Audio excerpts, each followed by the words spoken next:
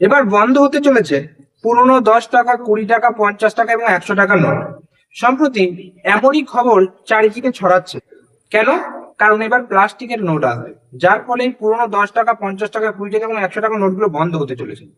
এই খবরটা বিস্তারিত রূপ নিয়ে আজকের এই ভিডিওতে আলোচনা করব, যার মাধ্যমে আপনারা সঠিক জিনিসটা জানতে পারবেন আদৌ এগুলো বন্ধ হচ্ছে কিনা, বা ব্যাংক এগুলো নিতে অস্বীকার করবে কিনা, বা যদি করছে তাহলে আপনার কি করণীয়, সবকিছু।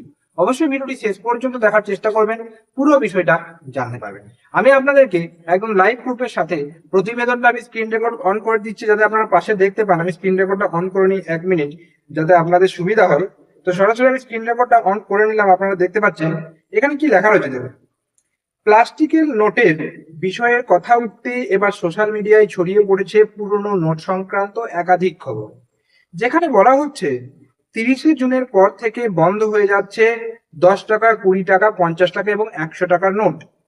ব্যাংক অফ মহারাষ্ট্রের কোনো শাখায় এরপর থেকে নেওয়া হবে না এই নির্দিষ্ট নোটগুলি।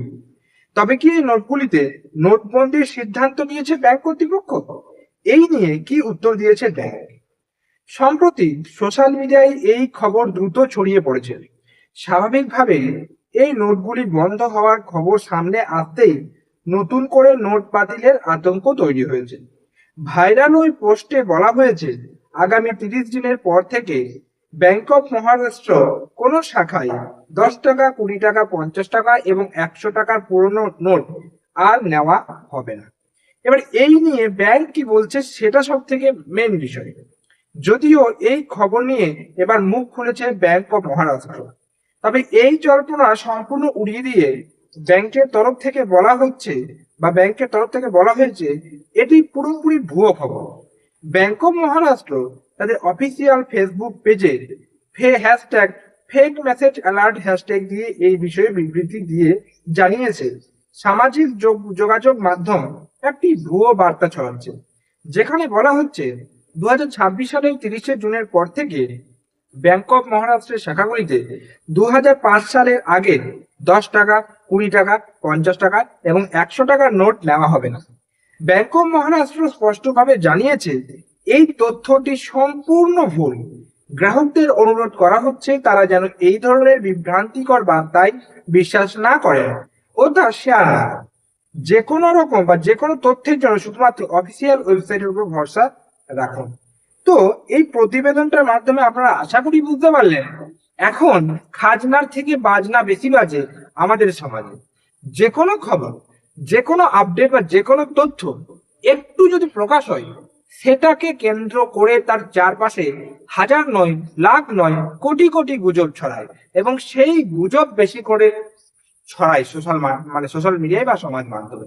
এক্সাক্ট যে নিউজ বা এক্সাক্ট যে আপডেট, সঠিক যে তথ্য বা সঠিক যে খবর, সেই জিনিসটা কিন্তু সঠিকভাবে চারিদিকে ছড়াতে পারে না।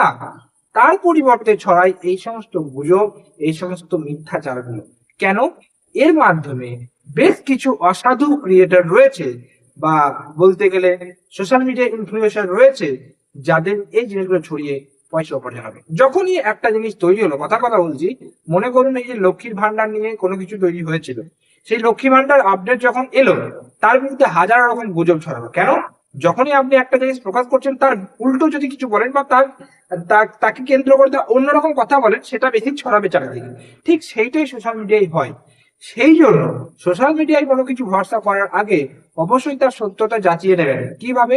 যেটা বিষয়ে জানছেন তার অফিসিয়াল ওয়েবসাইট, খবরের কাগজ, টিভি নিউজ, এই সমস্ত ডিটেলস গুলোতে যদি আপনি পান সোশ্যাল মিডিয়ার সাথে মিলছে, তাহলে ঠিক আছে। নাহলে কিন্তু আপনি বুঝে নেবেন সেই জিনিসটা ভিডিও। আমি আজকে যে ভিডিওটা আপনাদের জন্য তুলে ধরছি, এটা সম্পূর্ণ ফেক নিউজ, যে বন্ধ হয়ে যাচ্ছে, এটা আপনারা কিভাবে বুঝবেন সত্যতা রয়েছে?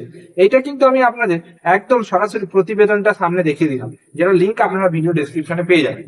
এই ধরনের ব্যাংকিং বিষয়ক সতর্কতামূলক এবং ব্যাংকিং বিষয়ক সমস্ত রকম তথ্যমূলক ভিডিও এবং সরকারি আপডেট রিলেটেড যে কোনো ইম্পর্টেন্ট ডকুমেন্ট রিলেটেড ভিডিও যদি আপনারা পেতে চান এবং মনে হয় আমার চ্যানেলটা একটু হলেও ভরসাযোগ্য, অবশ্যই সাবস্ক্রাইব করে রাখতে পারেন। ভবিষ্যতে এই ধরনের ভিডিও আপনার কাছে নোটিফিকেশন দেবে যখন আমি আপলোড করব। আজকের এই ভিডিওটা শেয়ার করার দায়িত্ব আপনার। কেন কি? যাতে চারিদিকে এইরকম গুজব না ছড়ায়। তো দেখা হচ্ছে পরের কোনো ভিডিওতে। অবশ্যই ততক্ষণ পর্যন্ত সুস্থ থাকুন, ভালো থাকুন, এবং অবশ্যই ভিডিওটা একটা লাইক করে যাবেন। কোনো রকম প্রশ্ন মতামত থাকলে কমেন্ট করে যাবেন। ধন্যবাদ সকলকে।